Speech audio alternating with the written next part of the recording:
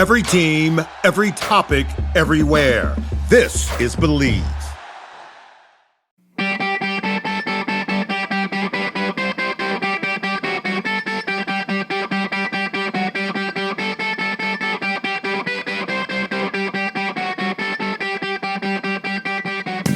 What up, everybody? It's Friday Face-Off today. We are pumped for this one, and we're going along with our college hockey little Friday Face-Off series that we have. Last week, we did the transfer portal and all the craziness that has kind of led to. And this week, we're going to talk about the NIL, name, image, and likeness money. So kids are getting paid in college now, particularly. I think football and basketball is insane. Hockey, not as much, but still kids are getting paid some pretty good money. So let's talk about it. Let's talk about how it's changed college sports. Let's talk about how it's really impacted and affected college hockey. And Vex, let's start with you, buddy. What are your thoughts on the whole we can pay players now in college? I love it from the fact that all these schools are making tons of money, way more so with football, obviously. Like, schools are bringing in tens of millions of dollars a year off the backs of the players, and they couldn't get anything out of it. So I think that first and foremost, it's awesome. However, I also think that it might be extremely detrimental to the sport of college hockey. I think that the transfer portal, like we talked about, recently, there's positives, but I think there's a lot of negatives. I also, I don't know. I guess it would depend on how teams are doing it. Like, I just think that, you got that kid who's going to Penn State making $700,000 as a freshman, and then you got seniors who are making nothing on the team. What's that going to do to the locker room? I know just in pro locker rooms, like when you knew one guy on the team was making way more money than everybody else, that guys would be jealous and it would do things if that guy wasn't living up to whatever amount of money he was making, and you're playing way better and you're making less. Anybody who's a professional doesn't let that affect them, but college kids aren't even at the professional level yet. So they haven't learned how to be a professional really yet. So I don't know. I'm glad the guys are getting paid. I think that there's going to be some really interesting things that are happening. Somebody said this to me recently. They said that they heard a guy talking who's like a big investor guy and was saying that, man, this might kill a lot of college sports because all of the money is going to go to the sports that make money. So a lot of money that schools have to pay players, college athletes, might be going straight to football so they can get the best players so their team wins more, and that makes the school more. Well, now they have no money for the other teams. That is something that I was like, ooh, that could potentially hurt some other sports. So I don't know, man. I honestly think time is going to tell for me to decide. In the short term, I think it's awesome that players can make money while playing college hockey. In the long term, I don't know. We're just going to have to see. Yeah, man, there's, as in everything, there are pros and cons to decisions like this. And the obvious pro is guys are getting paid, girls are getting paid. And the NCAA has raked in so much money. It's like free labor, for so long, and have built this behemoth, and I think the players deserve the opportunity to get paid for the work. And I wish when we were in it, we got paid. That would have been nice to be able to have that disposable income for whatever. And I think they earn it. 4 years of all the blood, sweat, tears, sacrifice for their school, for the NCAA as a whole, and getting nothing of it probably wasn't the most fair thing. Now, life's not fair, but it is what it is, and we'll go from there. However, there are a lot of not so good things that are coming from this as well. Number one being the last thing that you mentioned, and that schools are going to have to cancel sports.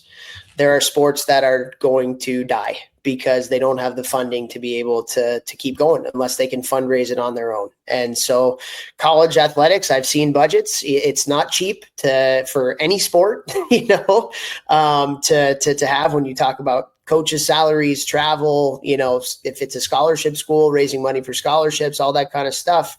And, the money that was going into these sports is now going into the behemoth of the big sports that make them money. And so you're right. Like it's going to kill, lesser sports, and that's not a good thing. at all for a whole host of different reasons. The other thing that you said is I think gonna shake out in different locker rooms differently than others, and that is, I know there are some schools that are paying everybody the same. You know, if you're coming to this school, you're getting this amount. Nobody else is above the team, and going from there. There are other schools that don't do that. And I'm not saying there's one right way or another. If you do it one way, you're probably going to get a certain type of kid or more kids. If you do it another way, you're getting a certain type of kid or more kids from a recruiting standpoint. But like, that's something that these colleges are all trying to figure out right now. It's where's the money coming from that I have to fundraise, you know, and where's it going to get allocated to? How are we going to allocate those funds? I do know from talking to different head coaches in college, some of them really like it because it allows them to be creative in recruiting. Some of them don't because they think it bastardized the sport. And I know there are some that don't like it because it takes their time away from what they really love to do, and that's coach hockey. You know, now you have to spend more time fundraising because it's become an arms race where, hey, we can pay people the most amount of money. We're going to get the better kids. And so the time that they could or should be, you know, focusing on their own players and helping them, you know, they have to focus a little bit more on the fundraising. Now it's different for every school. Some schools have bigger staffs like GMs and support staffs that can help on the fundraising side. Some schools, you know, put it all on the coaching staff. Some schools actually have people, you know, in their athletic department that are helping out. Some people have those people in their athletic department, but they're only for football or basketball. So there's like so many different ways to skin the cat when it comes to how full college programs are working it, how coaching staffs are working it. And so it's certainly thrown a wrench into things, and there's some good to it. I think the only good to it is that the players are finally getting paid for their work. There's a lot of unintended consequences that have come from it too, though.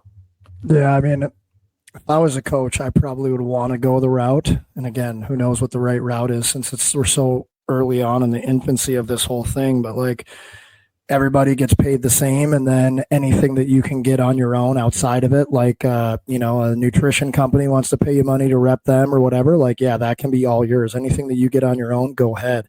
Maybe that's the way to go about it. But like you said, maybe then you're not getting the high end guys, you know, it's time will tell here, but you know, talking about it taken away from other sports, like I wonder what this is going to do to women's sports. Like I that's going to be something interesting. Title IX, it's not going to affect. Right, but I don't know if Title IX will still be allowed to be a thing, because if you got the football team and now we're putting all our money into the football team, but then you got the women's volleyball team that has 2 fans every game, they're not getting any money. Like something's going to have to change there. You know, like I don't know what's going to happen. Title IX makes sure that that's not going to happen. Right, but I'm saying, like, I wonder if that's going to change because the school's not going to have any money and all their money's going to the 2 men's sports. So, like, how can they justify doing women's sports? Like, it could be collateral damage down the road. Like, who knows? We don't know what it's going to do to these things. The courts. That would be up to the courts. Then. That's what I'm saying. Got it. Yeah, okay. Like this is way bigger than like you're just getting money to come play at school now, because it's going to have a domino effect that could wind up, you know, changing a lot of things. So, again, I'm happy for the players, but I don't know. 5 years, 6, 8 years from now, we'll kind of see what happens and how it all shakes out. And who knows, it might screw over a lot of smaller programs. I mean, life's not fair. You know, like more players want to go to the bigger schools anyways, but is this going to like make the ability for parity within college hockey like almost impossible? Only the teams with a bunch of money are they're just going to smoke everybody from now on, and the little guys will never have a chance. Who knows? Maybe the opposite will happen in the locker rooms where the people are getting all the money, bunch of prima donnas. Maybe the smaller schools with way less money or no money wind up winning because they're better teams and their culture is better. Time will tell, I think. Yeah, as in everything, you know, there's weights to both things. You know, having a lot of money to be able to do, like, you're going to get better recruits, but yeah, like you said, what does that do to the locker room then? You know, and they're in scholarship schools, and you went to a scholarship school. I've coached at scholarship schools. There is a little bit of that based on scholarships. You know, this person is a full scholarship versus this person's a quarter scholarship, and how the dynamic between playing time and this and that kind of goes with that. But yeah, now that you have the real big money coming in potentially with some of these schools, yeah, it's different. I will say though, like when you think about going through, so I was not a scholarship player. You were on full scholarship. So our, financial thing was a lot different. But like, it would have been nice to have some more disposable income for like meals. It's just like being a regular student. Now, when you're on full scholarship or some scholarships, sometimes meal plans are in that and whatever. But like, I think having some of that disposable income to be a college athlete could certainly help too. Yeah. This is such an interesting topic. If you guys have anything to add to this or any thoughts of, hey, this could happen or that could happen, or have you thought of this, send them to us. This is such an interesting topic, and it's going to affect so many guys that I work with, so many people that Hockey Think Tank works with. So, let's get a discussion going on this. Yeah, let's go, baby. All right. NIL money. Here we go. Share the show.